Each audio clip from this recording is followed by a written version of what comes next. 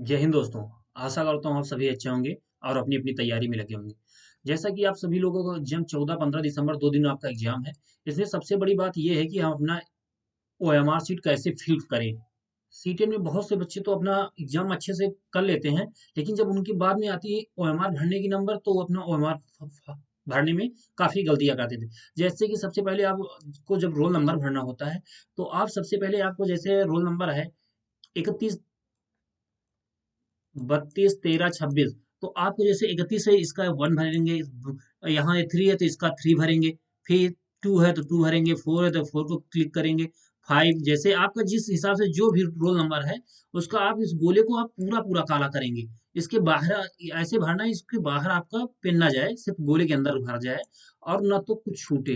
ये अपना roll number अच्छे से भरें। और मुख्य प्रश्न पुस्तिका, आपको जो पेपर मिलेगा उसके ऊपर एक मुख्य प्रश्न पुस्तिका नंबर होगा, आप उसको यहाँ भरना है। उसी के हिसाब से आपको सारे वो जो नंबर दिखा, जैसे 4 है, 5 है, 1 2 है, 3 है, 2 है, 1 है, 3 है। इस तरह के भरने के बाद उसको सीधा उनके सामने गोला को काला करना चाहिए। मुख्य प्रश्न पुस्तिका कोड जो है आपका उसमें पड़ा रहेगा, उसको भरना नहीं है, क्योंकि आपके पेपर के साथ मेंशन होके आती है वो मार्कशीट। अब आगे देखते हैं आपको भाषा कौन सी भरना है। आप कोड पेपर फर्स्ट में भाषा कौन सी, लैंग्वेज कौन सी भाषा है, सेकंड लैंग्वेज कौन सी है, आपको पेपर में लिखी होगी। पेपर कोड लिखा हुआ जो आपका हो, उसके हिसाब से यहाँ पे अपनी लैंग्वेज को फिलअप करना है और यहाँ पे उसके कोड डालने हैं।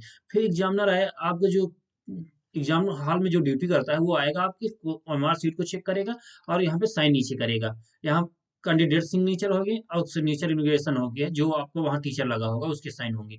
उसके बाद आप जब पेपर करते हैं, तो पेपर करते समय आपको सबसे पहले ध्यान देना है, जैसे आपका पेपर फर्स्ट का 5 पार्ट में पेपर होता है। जैसे आप जैसे 30 तक क्वेश्चन आपके कर चुके हैं, 30 नंबर तक, तो उससे सबसे पहले ये देखना है आपको जिसे पहला क्वेश्चन किया उसी समय आप उसका गोला काला कर लें। सबसे अच्छी बात हो जाएगा। अगर दूसरा छोड़ना है तो पेपर अपने हाईलाइट कर लीजिए दूसरे नंबर पे और उसको छोड़ दीजिए। और अब तीसरा करना है तो तीसरे को काला उसी समय कर दीजिए। आगे देखते हैं चौथे। इसी तरह से आप सारे अपनी टाइम टू टाइम अपने गोला को काला करते जाइए।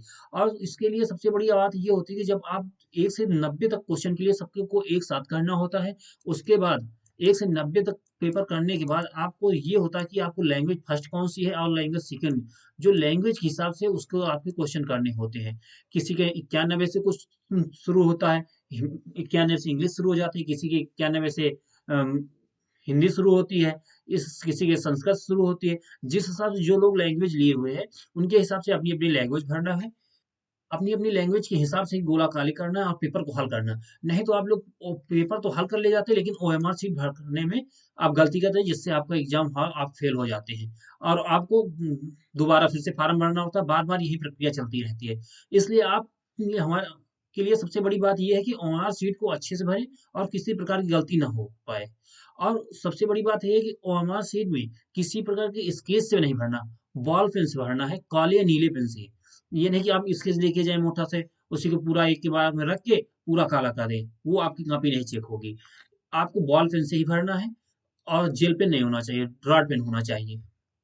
अपनी जो ओएमआर शीट है, वहाँ पे टीचर के साइन ज़रूर होने चाहिए। अगर टीचर के साइन नहीं है, तो आपको रस्टिकेट माना जाएगा कि आपने अलग से ओएमआर शीट भरी है, जमा की है। इसलिए आपको टीचर के साइन ज़रूर करवा लेना है, तभी आपको जमा करना है। अगर टीचर कहे नहीं बाद में कर देंगे, तो उससे बाद में नहीं करना कि मेरे सामने करो तभी हम जाएँगे यहाँ से, नहीं अन्यथा नहीं जाएँगे।